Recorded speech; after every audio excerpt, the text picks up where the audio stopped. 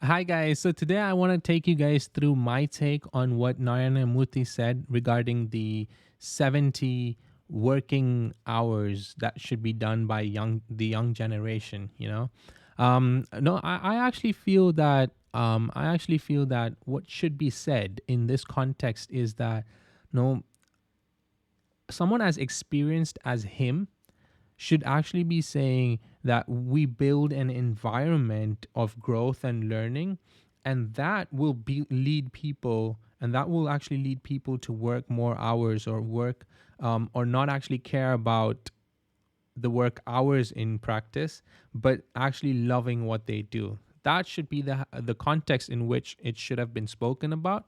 But it's now that you're saying you're opening up a can of worms saying the younger generation should work 70 hours.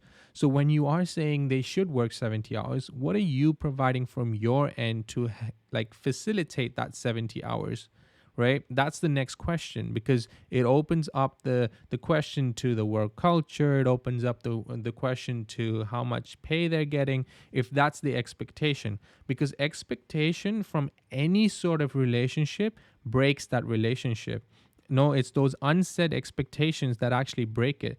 So when you're saying things like they should, well, whether you've written it down or not, because on paper you're writing 40-hour work weeks or 45-hour work weeks or whatever you're writing on paper, but in your mind you're thinking they should double that.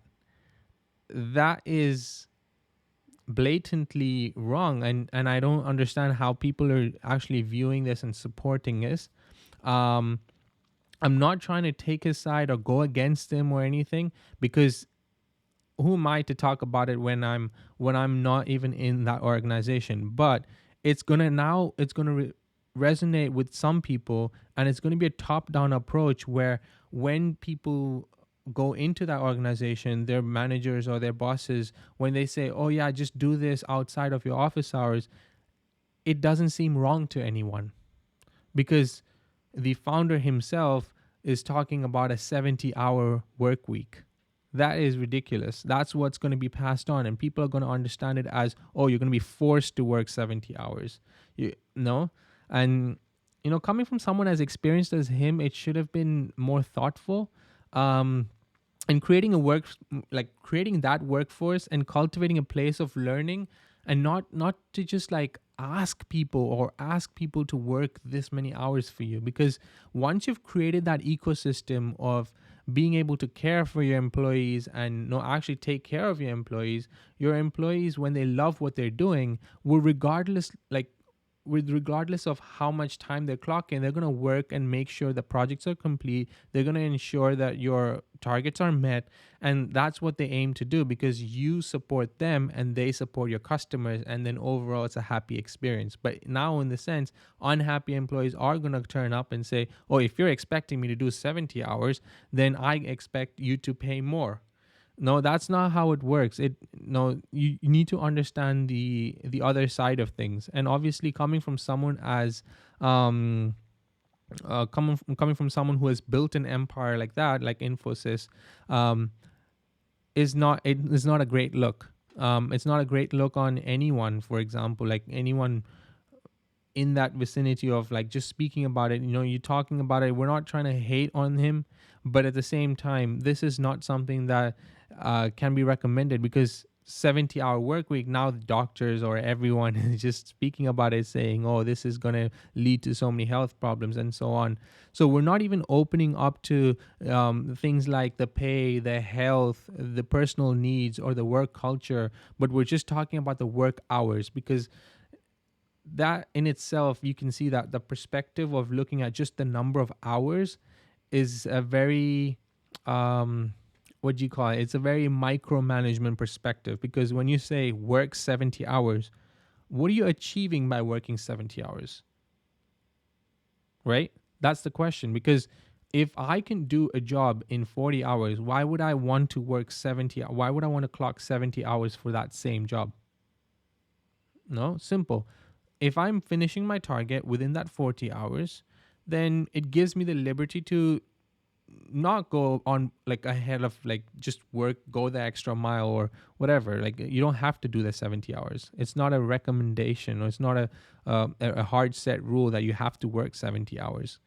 So yeah, so that's my take. I really realistically feel like how we see it matters, but it's also important that no unrealistic expectations in any relationship is gonna kill. And no, this message, when it's like passed down, when it's passed like top down, it's gonna have a negative impact. That's what I want to say, because it's already in a workforce where people are being overworked. When you're gonna say, no, just do this in your weekend or do this in your extra time. That is not how things work. Like that's not how like humans work. That's not how you build you build your company, because you're not going to have happy people working for you. You're going to be you're just counting on all the freshers and who are just joining from universities and colleges and graduates. You're just counting on them working for no literally nothing, and working 70 hours and getting paid for 40-hour work weeks. So that doesn't resonate, that doesn't balance. Because if you were to talk about the 70 hours, then you should have actually highlighted other topics around that 70 hours, how you can provide value to their lives. So if they are working that extra, or if they are going beyond what they're doing, or if they are going that extra mile, what are you doing from your side? Say that.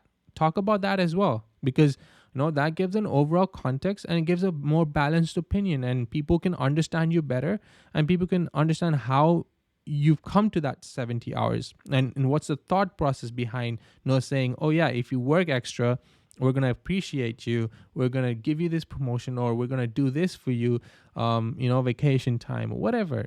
There should be some incentive to go that extra mile. Not everything, when you're working in an organization, not everything is like, oh yeah, passion, love, and so on. Because a lot of people have other passions and hobbies, and they're trying to build, or they're trying to learn and trying to grow. So in that time, if you're going to exploit them, it's not right. Yeah. So it doesn't really affect anyone outside the organization, but I just wanted to bring a more balanced opinion. I'm not taking any sides. It does look like I'm rejecting this opinion, but no, I'm genuinely just concerned about how it was said. That's the only thing that I'm concerned about. But all said and done, it's important to people to actually love their workplace. And so creating a sense of growth and learning is probably the most important. And then that will eventually lead to people with more efforts. And there will always be negative people, because that's how the world is. And having those negative people, and we, like, as an organization or even as a startup founder, you can't make everyone happy. But what you can do is you can build a workplace that cultivates friendships, cultivates motivation, learning, and growth. So yeah, perspective matters. Cheers, guys.